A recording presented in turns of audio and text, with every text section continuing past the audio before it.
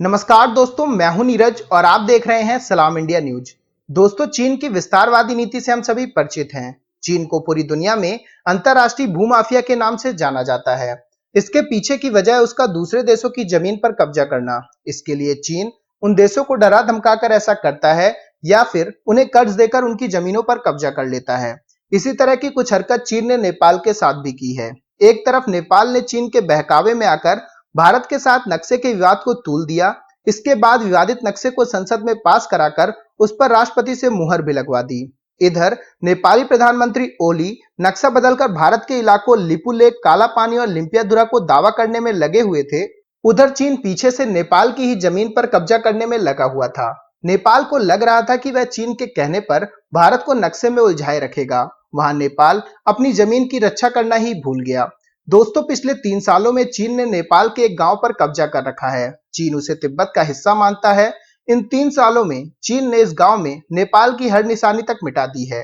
नेपाल के नक्शे में ये गांव तो दिखता है, लेकिन हकीकत ये है कि चीन के हाथों की कठपुतली बन चुके नेपाली पीएम केपी शर्मा ओली के हाथ से ये गांव निकल चुका है। इस पर पूरी तरह से चीन का कब्जा हो चुका है। नेपाल में इसका विरोध भी हो रहा है, लेकिन नेपाली पीएम ओली ने सब कुछ जानते हुए भी अपने कानों को बंद कर रखा है।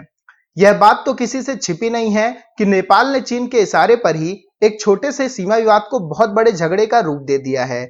शायद ही बहुत कम लोग जानते होंगे कि यह सब करना नेपाल की एक मजबूरी है। बता दें कि चालबाज चीन ने नेपाल के उत्तरी गोरखा में रुई गांव पर कब्जा कर लिया है। नेपाली न्यूज़पेपर अन्नपूर्णा पोस्ट के अकॉर्डिंग रुई गांव साल 2017 से तिब्बत के ऑटोनोमस क्षेत्र का हिस्सा हो गया है। इस गांव में अभी 72 घर हैं। हालांकि नेपाल के पीएम केपी शर्मा ओली नहीं चाहते हैं कि यह बात दुनिया के सामने आए और इसे छुपाने के लिए उन्होंने हर संभव प्रयास किया है, जैसे कि उन्होंने भारत विरोधी कदम भी उठाया है।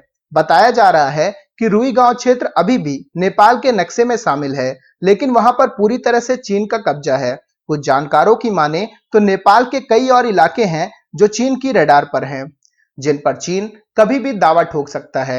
ऐसे में नेपाल सरकार चक्रव्यूह में फंस चुकी है और वहां से निकल पाना उसके लिए बहुत मुश्किल होता जा रहा है। नेपाली इतिहासकार धुंगेल ने इन सब के पीछे नेपाल सरकार को जिम्मेदार ठहराया है। उन्होंने कहा है कि भारत के साथ सीमा के मुद्दे सभी को दिखाई दे रहे हैं, लेकिन नॉर्थ बॉर्डर में तिब्बत के बॉर्डर से लगे इलाके में नेपाल का हाल बहुत ही ज्यादा खराब है।